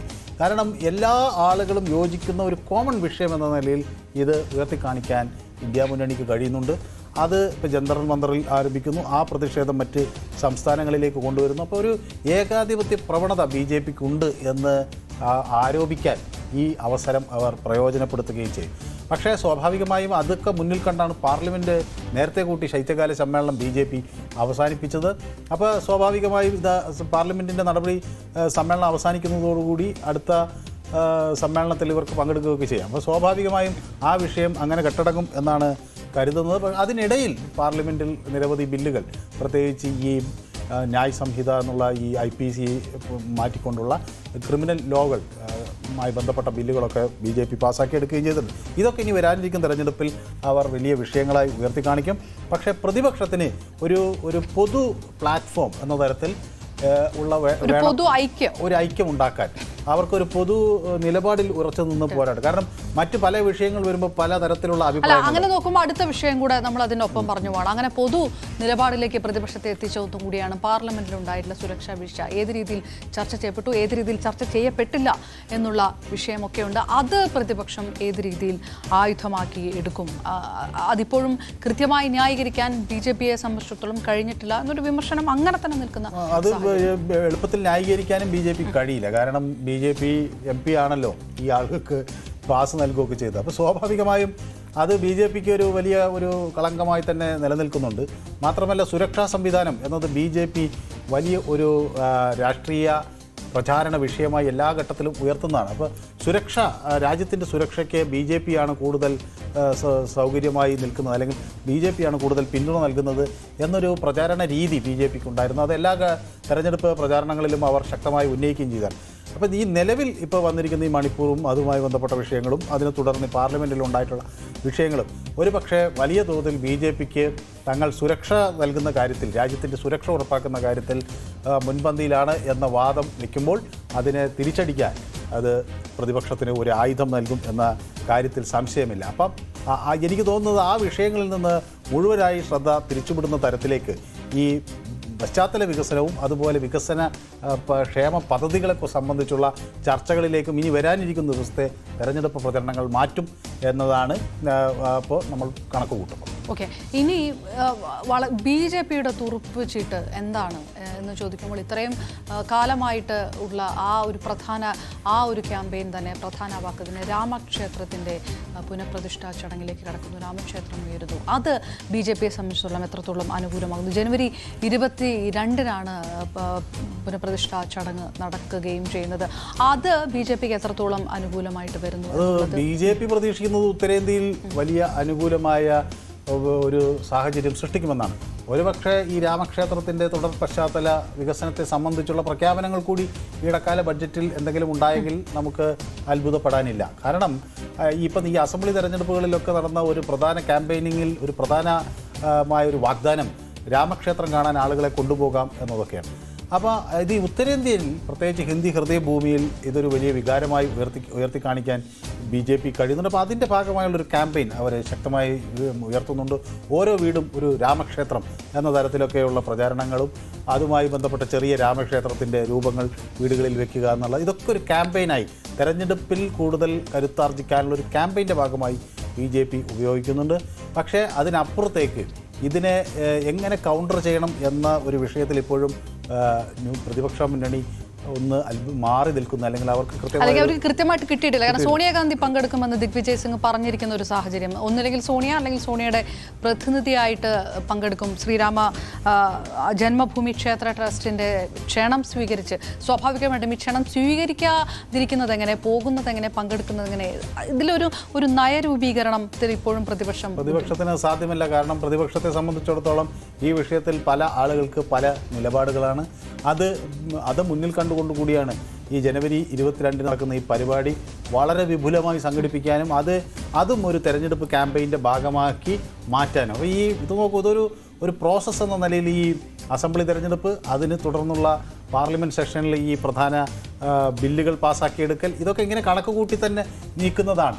പക്ഷേ അതിനപ്പുറത്തേക്ക് ഇവിടെ അത് ചെറുതായി പരാജയപ്പെട്ടു പോയതിൻ്റെ ഒരു കാര്യം ഈ പാർലമെൻറ്റിൽ അപ്രതീക്ഷിതമായി ഉണ്ടായ ഈ യുവാക്കളുടെ അതിക്രമമാണ്.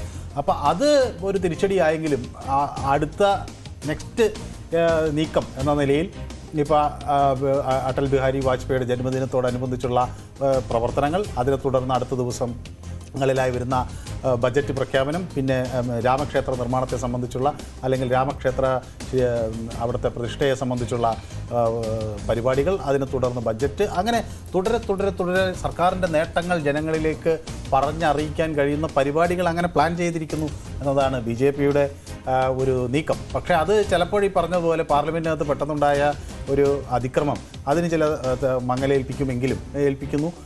ഇത് ഇനി ഭാവിയിൽ ഉണ്ടായേക്കുമോ എന്നറിയില്ല. പക്ഷേ എങ്കിലും കോൺഗ്രസ് ഈ തരത്തിൽ അല്ലെങ്കിൽ ഇന്ത്യ മുന്നണി ഈ കഴിഞ്ഞ 3 മാസം അതിൽ അവർ നേരത്തെ യോഗം ചേർന്നു, അത് അടുത്ത മാസം ചേർന്നു. പക്ഷേ അതിൻ്റെയൊക്കെ അപ്പുറത്തേക്ക് ഈ തെരഞ്ഞെടുപ്പ് വന്നപ്പോൾ അത് മുഴുവൻ നിലച്ചുപോയി. അവരെല്ലാം ഒറ്റയ്ക്ക് തെരഞ്ഞെടുപ്പിന് നേരിടുന്നൊക്കെ പോലെ. ഞാൻ ഇതിനകത്തൊരു വളരെ ഒരു ആകാംക്ഷപരമായിട്ട് ചോദിക്കുന്നത്, ആ രീതിയിലുള്ളൊക്കെ ഒരു ക്യാമ്പയിനിലേക്ക് അവർ വന്നേക്കും. ഇപ്പോൾ പറഞ്ഞ പോലെ ഓരോ വീട്ടിലും ഓരോ രാമവിഗ്രഹം എന്ന രീതിയിലുള്ളൊക്കെ ഒരു ക്യാമ്പയിനിലൊക്കെ നമ്മൾ ഒരു പക്ഷേ കരുതുന്നതിലും വലിയ ഒരു ക്യാമ്പയിനിലൊക്കെയൊക്കെ ജനുവരി 22 ആ സമയം എടുക്കുമ്പോഴേക്കും പോയി ദക്ഷിണേന്ത്യയിൽ ഇതിൻ്റെ പൾസ് ഏത് തരത്തിൽ ആയിരിക്കുമെന്നാണ് കരുതുന്നത്? ദക്ഷിണേന്ത്യയിൽ ഇത് വലിയ തോതിൽ വിജയിക്കാനുള്ളൊരു സാഹചര്യം നമുക്ക് കാണാൻ കഴിയുന്നില്ല. ഇപ്പോൾ നമുക്കിപ്പോൾ കഴിഞ്ഞ തെരഞ്ഞെടുപ്പിൽ അവിടെ പ്രത്യേകിച്ച് തെലങ്കാനയിൽ അവർ പഠിച്ചൊരു പാഠം, അവിടെ ന്യൂനപക്ഷ വോട്ടുകൾ ചെറിയ തോതിൽ ഈ ഹൈദരാബാദുമായി ബന്ധപ്പെട്ട മേഖലയിൽ ഭിന്നിച്ചുപോയി. അത് ഈ ഒവൈസിയുടെ പാർട്ടിക്ക് ഒരു ക്ഷീണമുണ്ടാക്കി. അപ്പോൾ തുടർന്ന് ഇനിയിപ്പോൾ ഒവൈസിയെയും കൂടെ നിർത്താം എന്ന നിലയിലാണ് രേവന്ത് റെഡ്ഡി കാര്യങ്ങൾ ആലോചിക്കുന്നത്. അപ്പോൾ വരാനിരിക്കുന്ന തെരഞ്ഞെടുപ്പിൽ അത് ഒരു പക്ഷേ ആ പ്രശ്നങ്ങൾ ഒക്കെ ഉയർന്നു വന്നേക്കാം. അപ്പോൾ ദക്ഷിണേന്ത്യ വലിയൊരു പ്രതീക്ഷ ഉണ്ടോ എന്ന കാര്യത്തിൽ സംശയമാണ്. കർണാടകയിൽ BJP വലിയ പ്രതീക്ഷകൾ വെച്ച് പുലർത്തുന്നുണ്ട്. പക്ഷേ തമിഴ്നാട്ടിൽ സ്റ്റാലിനാണെങ്കിൽ വളരെ ശക്തമായ നിലപാടുകളുമായി മുന്നോട്ട് പോകുന്നു. കേരളത്തിൽ സ്വാഭാവികമായും BJPക്ക് വലിയൊരു പ്രതീക്ഷ വയ്ക്കാനില്ല. രണ്ട് മുന്നണികളും BJPക്ക് എതിരെ ഉള്ള നിലപാടുള്ളവരാണ്. അപ്പോൾ ദക്ഷിണേന്ത്യൻ സംസ്ഥാനങ്ങളിൽ ഉണ്ടാകാവുന്ന ഈ പ്രശ്നത്തെ മറികടക്കാൻ ഉത്തരേന്ത്യയിൽ തൂത്തുവാരുക എന്നതാണ് BJPയുടെ ലക്ഷ്യം. അപ്പോൾ സ്വാഭാവികമായും അതിനുവേണ്ടിയുള്ള നയങ്ങളും പരിപാടികളുമായിരിക്കും രൂപീകരിക്കുക എന്നതാണ് പ്രതീക്ഷിക്കുന്നത്. ഓക്കെ, നമ്മൾ ഇതുവരെ കണക്ക് കൂട്ടുന്നത് പ്രതീക്ഷയ്ക്ക് അനുകൂലമായിട്ടുള്ള ആ ഒരു പ്രതീക്ഷകൾ.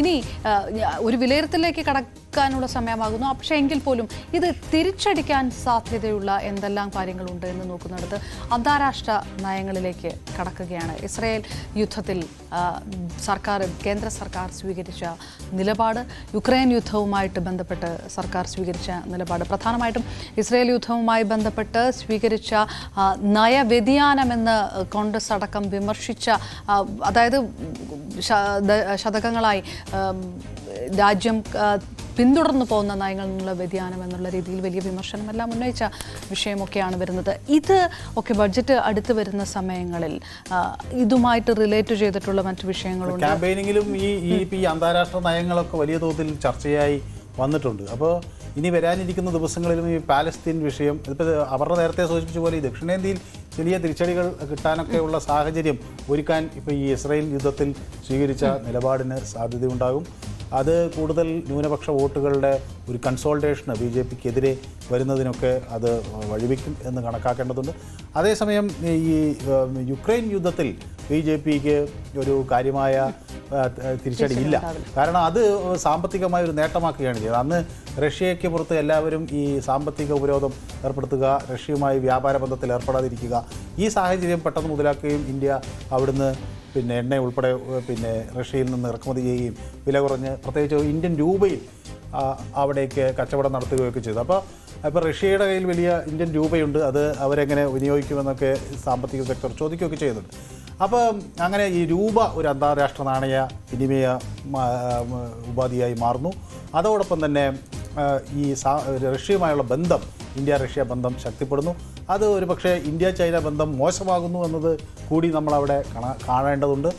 അങ്ങനെ അപ്പോൾ അതൊക്കെ ഈ തെരഞ്ഞെടുപ്പിൽ എങ്ങനെ പ്രചാരണ വിഷയങ്ങളാകും എന്ന് കൂടി ഉറ്റുനോക്കുന്നുണ്ട്. ഏതായാലും ഇന്ത്യക്ക് ഒരു ആഗോളതലത്തിൽ ഒരു നേതൃപദവി ഉണ്ട് എന്നതാണ് BJP പ്രധാനമായും അവകാശപ്പെടുന്നത്. അത് ഒരു പക്ഷേ നഗരപ്രദേശങ്ങളിൽ പ്രത്യേകിച്ച് വിദ്യാസമ്പന്നരായ ആളുകളുടെ ഇടയിലൊക്കെ തൊഴിലവസരങ്ങൾ തേടി വിദേശ രാജ്യങ്ങളിൽ പോകാൻ ആഗ്രഹിക്കുന്നവരുടെ ഇടയിലൊക്കെ BJPക്ക് അനുകൂലമായ ഒരു നീക്കം ഉണ്ടാക്കിയത്. ഇനി മറ്റ് ചില പോയിന്റുകൾ കൂടെ നമുക്ക് കടന്നു പോകുമ്പോൾ G20യുമായി ബന്ധപ്പെട്ട് G20യിൽ ഇന്ത്യ ഉറപ്പിച്ച ഒരു പ്രാതിനിധ്യം, അത് നരേന്ദ്രമോദിയുടെ വിജയമായിട്ട് തന്നെ കണക്കാക്കുന്ന ഒന്ന് ഉണ്ട്. നമുക്ക് പറഞ്ഞു പോകേണ്ടത് G20 തന്നെ എടുത്തുകൊണ്ട് G20യുമായി ബന്ധപ്പെട്ട് നടപ്പാക്കിയ പദ്ധതികൾ, നമുക്ക് നമ്മുടെ രാജ്യത്തേക്ക് എത്തിയ കരാറുകൾ, നിക്ഷേപങ്ങൾ, ഇതിൻ്റെ കണക്കുകൾ അടക്കം പ്രചാരണത്തിൽ ഏത് രീതിയിലായിരിക്കും ഉപയോഗപ്പെടുത്തുന്നത്? അപ്പോൾ G20 വന്നത് ഈ ഒരു പ്രധാനമന്ത്രിയെ സംബന്ധിച്ചിടത്തോളം അതിൻ്റെ പ്രസിഡൻസി ഇന്ത്യക്ക് കിട്ടി എന്നത് ഈ തെരഞ്ഞെടുപ്പിന് മുന്നൊരുക്കങ്ങൾ നടക്കുന്നൊരു വേളയിൽ അദ്ദേഹത്തിന് കുറേ കൂടി ഒരു പോപ്പുലാരിറ്റി, മാധ്യമ ശ്രദ്ധ, അതുപോലെ ആളുകൾക്കിടയിൽ, യുവാക്കൾക്കിടയിലൊക്കെ ഒരു പോപ്പുലാരിറ്റിക്ക് കൂടുതൽ അത് ഗുണം ചെയ്തു എന്നതാണ്. അതോടൊപ്പം തന്നെ പ്രധാനമന്ത്രി ഒരു ലോക നേതാവാണ് എന്ന തരത്തിൽ ഉയർത്തിക്കാണിക്കാൻ BJPക്ക് അത് ഒരു അവസരം നൽകുകയും ചെയ്യുകയും ചെയ്തു. അതേസമയം ഈ G20 പോലെ ഒരു പരിപാടിയെ ഫലപ്രദമായി വിനിയോഗിക്കാൻ കോൺഗ്രസ്സിന് കഴിഞ്ഞില്ല എന്നതാണ് അവിടെ ഒരു വീഴ്ചയായി നമ്മൾ കാണേണ്ടത്. പിന്നെ അതുപോലെ ഇപ്പോൾ ഇന്ത്യ, മിഡിൽ ഈസ്റ്റ്, യൂറോപ്പ് ഒരു സാമ്പത്തിക ഇടനാഴിയെക്കുറിച്ചൊക്കെയുള്ള പദ്ധതികൾ അവിടെ ഉരുത്തിരിഞ്ഞ് വരികയും ചെയ്തു. അപ്പോൾ ഇതൊക്കെ ഒരു അന്താരാഷ്ട്ര നിലവാരത്തിൽ രാജ്യങ്ങൾ തമ്മിലുള്ള ഒരു ഏകീകരണത്തിൻ്റെ ഭാഗമായി വരുന്നു. ചൈനയുടെ ബെൽറ്റ് ആൻഡ് റോഡ് പദ്ധതിയെ എതിർത്തുകൊണ്ട് ഇന്ത്യ അമേരിക്ക ബന്ധം ഇത്തരത്തിലൊരു പുതിയ സാമ്പത്തിക ഇടനാഴിക്ക് തുടക്കം കുറിക്കുന്നു. അത് ഇന്ത്യയിൽ നിന്ന് മധ്യേഷ്യയിലേക്ക് ചെല്ലുന്നു. അവിടെ ഈ പോർട്ട് റെയിൽ റോഡ് കണക്ടിവിറ്റി വഴി ഈ ഒരു സാമ്പത്തിക ഇടനാഴി സാധ്യമാക്കുന്നു എന്നതൊക്കെ ഒരു വലിയ രാഷ്ട്രീയ ആയുധമായി BJP തെരഞ്ഞെടുപ്പുകളിൽ പ്രയോജനപ്പെടുത്തും. പക്ഷേ ഇതിനൊക്കെ അപ്പുറത്തേക്ക് ഇതിനെ പ്രതിരോധിക്കാൻ ഇന്ത്യ മുന്നണി എന്ത് നയങ്ങൾ ആവിഷ്കരിക്കും എന്നതിനെ സംബന്ധിച്ചുള്ള വിപുലമായ ചർച്ചകൾ നടക്കുകയാണ്.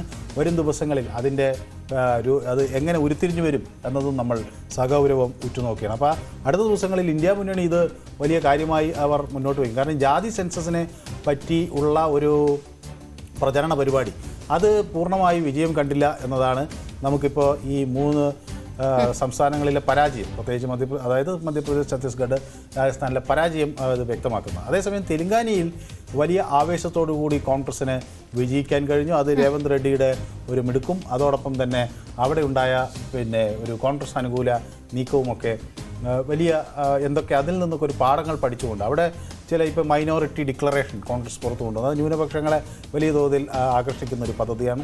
അപ്പോൾ അതുപോലെയൊക്കെയുള്ള എന്തൊക്കെ നേട്ടങ്ങൾ ഇനി ഉണ്ടാക്കാനുണ്ട് എന്നതാണ് അവർക്ക് മുന്നിൽ. നമ്മൾ നേരത്തെ പറഞ്ഞ ഭാരതം, മിഡിൽ ഈസ്റ്റ്, യൂറോപ്പ്, ഇടനാഴി, ഒരല്പം കൂടി അതിനെ വിശദീകരിക്കേണ്ട ഒരു ഇതുണ്ടോ? ഭാരതവും യൂറോപ്പും തമ്മിലുള്ള വ്യാപാരം 40% വർദ്ധിപ്പിക്കും എന്നൊക്കെ പറയുമ്പോൾ ബഡ്ജറ്റുമായി ബന്ധപ്പെട്ട് അതിൽ കൂടുതൽ വിദേശ നിക്ഷേപ സാധ്യതകളെ ഉൾക്കൊള്ളിച്ചുകൊണ്ടുള്ള ഒരുപക്ഷെ പ്രസംഗത്തിലെങ്കിലും ധനമന്ത്രി ആ വിഷയങ്ങൾ പരാമർശിക്കും. സ്വാഭാവികമായും അത് ഈ ഒരു ഇസ്രായേൽ യുദ്ധമാണ് അതിൻ്റെ മുകളിലൊരു കരിനിഴൽ വീഴ്ത്തിയത്. കാരണം ഇതിൻ്റെ അങ്ങോട്ടുള്ള കണക്ടിവിറ്റി എന്ന് പറയുന്നത് മധ്യേഷ്യയിലൂടെ ചെന്ന് ഇസ്രായേലിൽ എത്തുക എന്നതാണല്ലോ. ഇസ്രായേലിൽ നിന്നാണ് പിന്നെ അത് കടൽ മാർഗം പിന്നെ വീണ്ടും യൂറോപ്പിലേക്ക് പോവുകയൊക്കെ ചെയ്യുന്നത്. അപ്പോൾ ഈ UAE-യിലേക്ക് പോകുന്നത് വരെ ഓക്കെയാണ്. പക്ഷേ അതിനപ്പുറത്തേക്കുള്ള പദ്ധതികളാണ് ആലോചിക്കുന്നത്. ഏതായാലും അതിന് വലിയ പിന്തുണ, സാമ്പത്തികമായി പിന്തുണ കൊടുക്കാൻ അമേരിക്ക ഉൾപ്പെടെയുള്ള രാഷ്ട്രങ്ങൾ മുന്നോട്ട് വരുന്നു. ഇത് ഇന്ത്യയുടെ ഒരു പശ്ചാത്തല സൗകര്യ വികസനത്തിനും ഉൽപ്പാദന മേഖലയ്ക്കും ഒക്കെ വലിയ ഊർജ്ജം കിട്ടും എന്ന ഒരു പ്രഖ്യാപനം BJP നടത്തുന്നുണ്ട്. അത് വരാനിരിക്കുന്ന തെരഞ്ഞെടുപ്പ് മുന്നിൽ കണ്ടുകൊണ്ട് തന്നെ അതുമായി ബന്ധപ്പെട്ട് ബഡ്ജറ്റിൽ എന്തൊക്കെ നീക്കിയിരിപ്പുകൾ ഉണ്ടാകും എന്ന ചോദ്യം സ്വാഭാവികമായി ശക്തമായി തന്നെ ഉയരുന്നുണ്ട്. തീർച്ചയായിട്ടും ആഗോള തലത്തിലുള്ള അനിശ്ചിതത്വങ്ങൾ പ്രതിഫലിക്കാൻ പോകുന്ന ഒരു ബഡ്ജറ്റ് കൂടി തന്നെയാണ്. അതുകൊണ്ട് ഇത് ആഭ്യന്തര വിഷയം മാത്രമായിട്ടല്ല, ആഗോള തലത്തിലുള്ള വിഷയങ്ങൾ, അതിനകത്ത് ഈ പുതിയ ബന്ധങ്ങൾ, പുതിയ കരാറുകൾക്കൊപ്പം തുടർന്നുകൊണ്ടിരിക്കുന്ന യുദ്ധങ്ങൾ പോലും പ്രതിഫലിക്കുന്നു, യുദ്ധങ്ങളിലെടുത്ത നയങ്ങൾ പോലും പ്രതിഫലിക്കുന്ന ഒരു സാഹചര്യം. അപ്പോഴും നേരത്തെ പറഞ്ഞത് ഒരിക്കൽ കൂടെ ആവർത്തിക്കുന്നു, ധനമന്ത്രി നിർമ്മലാ സീതാരാമൻ പറഞ്ഞത് ഞെട്ടിക്കുന്ന പ്രഖ്യാപനങ്ങൾ പ്രതീക്ഷിക്കേണ്ട, ഇത് വോട്ട് ഓൺ അക്കൗണ്ട് മാത്രമായിരിക്കും എന്ന് പറയുമ്പോഴും വരാനിരിക്കുന്ന മാസങ്ങളിൽ ലോക്സഭാ തെരഞ്ഞെടുപ്പ് മുന്നിലുണ്ട് എന്നുള്ളത് BJP സർക്കാരിൻ്റെ സുവ്യക്തമായിട്ട് അറിയാവുന്ന കാര്യമാണ്. ഏത് രീതിയിലായിരിക്കും ജൂലൈയിലേക്കുള്ള പൂർണ്ണ ബജറ്റിൽ മുൻകൂട്ടി കണ്ടുകൊണ്ട് ആ പൂർണ്ണ ബജറ്റ് തങ്ങൾ തന്നെ അവതരിപ്പിക്കണം എന്നുള്ള ലക്ഷ്യത്തോടെയുള്ള പ്രഖ്യാപനങ്ങൾ ഇന്ററിം ബജറ്റിൽ ഉൾപ്പെടുത്തുക എന്നുള്ളത്. ഇലക്ഷൻ ചാനൽ പൂർണ്ണമാകുകയാണ്. നമസ്കാരം.